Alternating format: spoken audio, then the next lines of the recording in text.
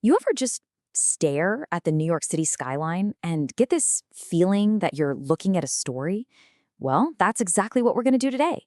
We're going to decode the secrets hiding in plain sight, right there in the steel, glass, and stone of its architecture. We're going to read that skyline like it's the world's biggest history book. I mean, think about that. It's not just a cool idea, it's the absolute core of what we're digging into today. The city's buildings? They're not just a backdrop for movies. Nope. They are characters in this epic saga, whispering these incredible tales of power, of progress, and, yeah, even heartbreak. Okay, so where do you even start, right? How do you actually start listening?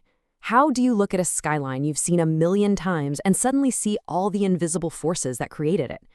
That's the puzzle. And that's exactly what we're here to solve together.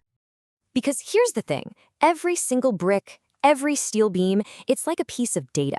And when you put them all together, they create this incredible living archive. It's a record of all the social changes, the huge economic swings, and the cultural shifts that turned New York into the icon we know today. So if we want to understand how the city shot up into the sky, we've got to start way down on the ground. Let's get into the city's original blueprint. Okay, so first picture this. It all starts with the winding, kind of chaotic streets of New Amsterdam. Very European, right? But then, and this is a huge but, the 1811 grid plan comes along. This was the real game changer. It just stamps this super rigid, logical order onto the whole island, and that decision basically dictates everything that comes next. For a while, this created that classic, elegant city of low-rise brownstones, a city built on a human scale where you could actually see the sky. But that was all about to change, because technology was coming. And believe me, that change came fast. This next chapter in the city's story, it's all about pure, raw ambition. It's about massive corporate power and one incredible revolutionary technology that let the city grow in the only direction it had left, straight up. So here it is. This is the breakthrough that made everything possible: steel frame construction. See, before this, a building's walls had to hold up all the weight. That meant the taller you went, the ridiculously thick the walls had to be at the bottom. But the steel frame? It's like giving the building a super strong internal skeleton. That skeleton takes all the pressure. And just like that, walls could be thin curtains of glass. And suddenly, there was pretty much no limit to how high you could go. Now, you take this amazing new tech and you smash it together with the insane, explosive wealth of the Gilded Age. What do you get? A revolution. Guys like Chrysler and Woolworth, they weren't just building offices. Come on, they were building gigantic monuments to their own power and success. This kicked off a frantic race to the sky. I mean, a literal obsession, with each new tower trying to one-up the last. And they did it all in that glamorous, iconic Art Deco style. Just think about the Chrysler Building spire. It's not just a pretty top. No way. It is a statement of pure, glittering, unapologetic optimism. But what goes up? Well, the story doesn't always keep going in the same direction. After all that soaring ambition of the early 20th century, the story takes a really sharp turn. The post-war era ushers in a totally new philosophy, and it's one that's going to lead to this huge conflict between the past and the future. Yeah, suddenly all those beautiful, ornate details of Art Deco, they were out, like overnight. The new mood was all about post-war pragmatism. Architecture wasn't about glamour anymore. It was about clean lines, efficiency, function over form. We're talking simple glass boxes. It was a style that really reflected this desire for a brand new, modern, totally rational world. And if you want to talk about this vision, there's one game you have to know: Robert Moses. This guy embodied it.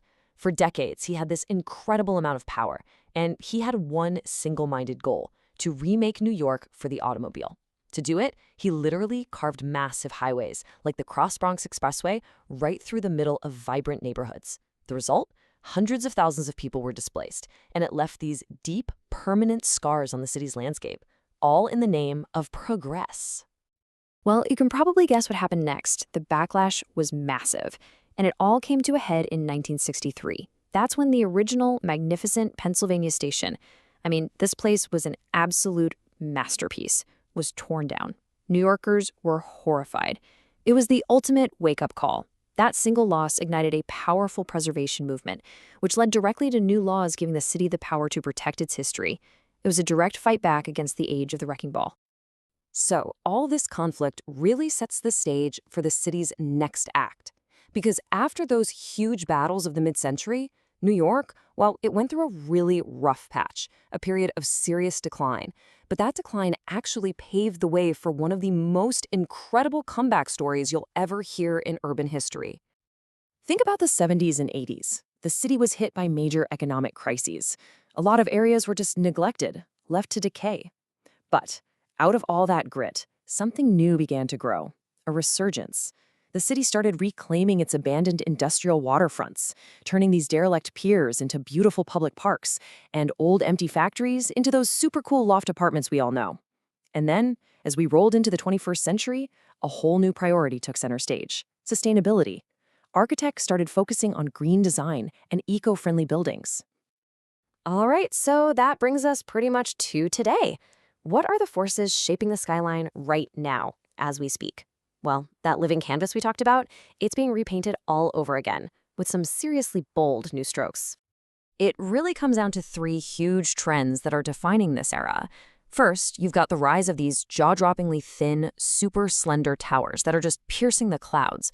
But at the same time, there's this new respect for the past, this focus on adaptive reuse, which is basically a cool way of saying we're finding new purposes for old buildings instead of tearing them down. And maybe most critically, architects are now being forced to think about big stuff, like social equity and how our buildings can survive the effects of climate change.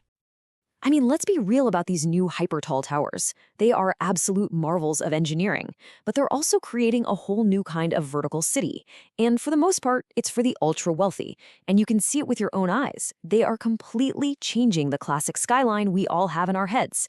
This is a big deal. It's a change just as profound as when the very first skyscrapers went up over a century ago. So if there's one thing to take away from all this, it's this: the skyline is never, ever finished. It's always a work in progress. From the first Dutch colonists, to the Gilded Age tycoons, to the post-war modernists, and right up to today's climate-conscious architects, every single generation writes its own story onto that canvas, using the materials and the ideas of its time. And that leaves us with one final big question. We know the city is a living canvas, that it's always changing. So as we look ahead, as we face these massive new challenges, huge wealth gaps, a changing climate, what story will the next generation decide to tell? What values, what dreams, and maybe even what warnings will they build into the skyline for the future to read?